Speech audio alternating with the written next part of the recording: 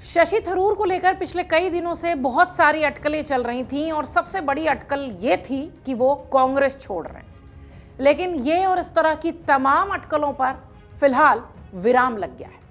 29 जनवरी को 2 घंटे की मीटिंग हुई है शशि थरूर की राहुल गांधी के साथ और इस मीटिंग में खूब सारी बातें हुई हैं।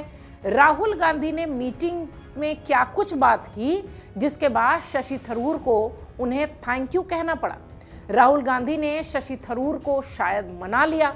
2 घंटे बाद बंद दरवाजे से निकली मुस्कुराहट के पीछे की क्या कहानी है, ये आपको बताते हैं। दरअसल इस साल के अंत तक 5 राज्यों के विधानसभा चुनाव होने हैं, जिसकी तैयारियां और बैठकों का दौर जारी है। यही कारण है कि 29 जनवरी को कांग्रेस के सांसद शशि थरूर, राहुल गांधी और कांग्रेस के अध्यक्ष मल्लिकार्जुन खड़गे के बीच एक बैठक हुई है और इसी मीटिंग की चर्चा खूब हो रही है। और कहा यह जा रहा है कि इस मीटिंग में राहुल और शशि थरूर के बीच कुछ ऐसी बात हुई जिसके बाद शशि थरूर ने उन्हें थैंक यू कहा और उनके प्रति आभार व्यक्त किया। इससे पहले शशि थरूर, राहुल गांधी और मल्लिकार्जुन खड़गे की मुलाकात संसद भवन स्थित खड़गे के कार्यालय में हुई थी। शशि थरूर ने इस मुलाकात को सार्थक और सकारात्मक करार दिया था।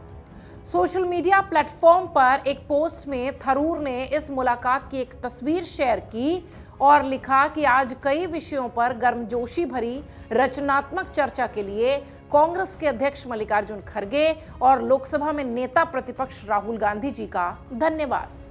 हम सभी भारत के लोगों की सेवा में आगे बढ़ रहे हैं और इस मामले में हम साथ हैं। उनकी यही लाइन बहुत सारी चीजें स्पष्ट कर गई। वो कहते हैं कि इन सारे मामलों में हम साथ ही हैं और यही लाइन ये स्पष्ट कर गई कि अब ऑल इज वेल हो चुका है। इस बैठक के बाद शशि थरूर ने बातचीत भी की, पत्रकारों से बातचीत कर जैसा कि हमने बताया कि ऑल इज वेल का संकेत दिया। एक मुस्कुराहट के साथ उन्होंने कहा कि सब कुछ ठीक है और वो सब एक साथ ही आगे बढ़ रहे हैं। मुख्यमंत्री पद के लिए अपनी दावेदारी से इनकार करते हुए शशि थरूर ने कहा कि ये उनके लिए कभी मुद्दा रहा ही नहीं है। इससे पहले कांग्रेस पार्टी की कई बैठकों में थरूर के गायब होने के बाद इस तरह की चर्चाएं आ रही थी कि शायद वो कांग्रेस आलाकमान से नाराज हैं, शायद कांग्रेस छोड़ेंगे, शायद और कई सारे शायद। लेकिन इस बीच जिस तरह से शशि थरूर मीटिंग से बाहर निकलकर धन्यवाद दे रहे हैं, ऐसा लगता है कि अब सब कुछ ठीक है। कई चर्चा ऐसी भी थी, कई सारे मीडिया रिपोर्ट्स ने यह भी दावा किया था कि केरल के कोच्चि में हाल ही में एक कार्यक्रम में राहुल गांधी द्वारा नजरअंदाज किए जाने के बाद भी शशि थरूर पार्टी नेतृत्व से नाराज हैं। हालांकि इस तरह की खबरों पर शशि थरूर ने कभी भी ध्यान भी नहीं दिया और बहुत स्पष्ट तौर पर कुछ कहा भी नहीं। हालिया बैठक में ना पहुंचने को लेकर उन्होंने कहा कि दिल्ली में हुई कांग्रेस की उच्च स्तरीय बैठक में उनकी अनुपस्थिति महज समय न मिल पाने की बात थी, उसको हवा नहीं बनाना चाहिए था।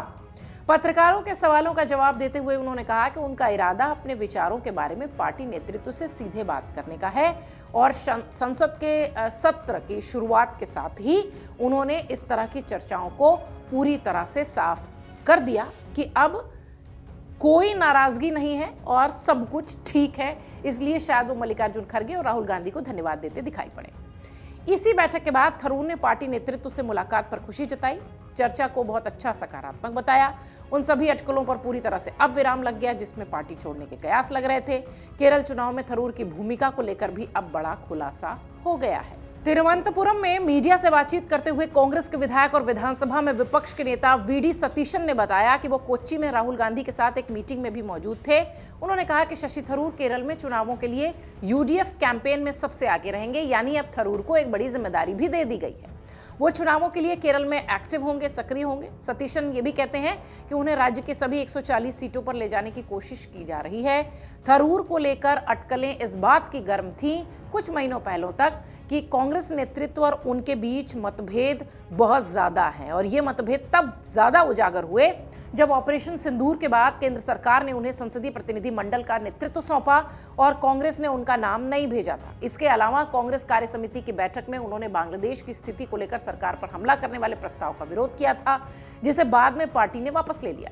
इन घटनाओं से यह धारणा बनी, ये नैरेटिव बनने लगा कि अब थरूर आक्रामक विपक्षी राजनीति को कमजोर कर रहे हैं और बहुत जल्द पार्टी को बाय बाय कर देंगे। हालांकि शशि थरूर पर ऑपरेशन सिंदूर पर अपने रुख को मजबूती से कायम रखने की बात भी कही गई थी, वो इस पर कायम रहे, वो किसी के प्रेशर में नहीं आए थे।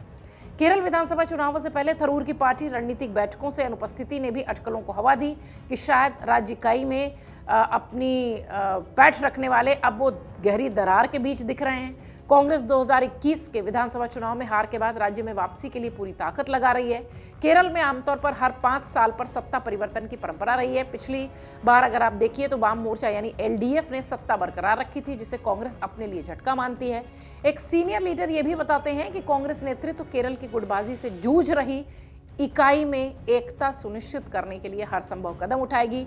इसलिए भी शायद शशि थरूर को एक्टिव किया गया है और कई सारी बैठकें भी आयोजित होंगी जिसे केसी वेणुगोपाल ने सेटअप किया हुआ है। ये तमाम बातें ये बताती हैं कि अब शशि थरूर और कांग्रेस नेतृत्व के बीच सब कुछ ठीक है।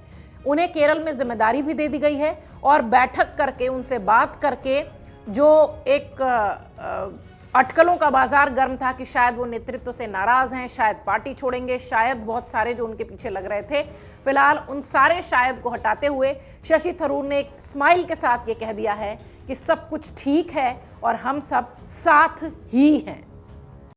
अगर आप ये वीडियो YouTube पर देख रहे हैं तो हमारे चैनल को सब्सक्राइब कर बेल आइकन दबाएं और Facebook पर देख रहे हैं तो हमारे पेज को लाइक करें।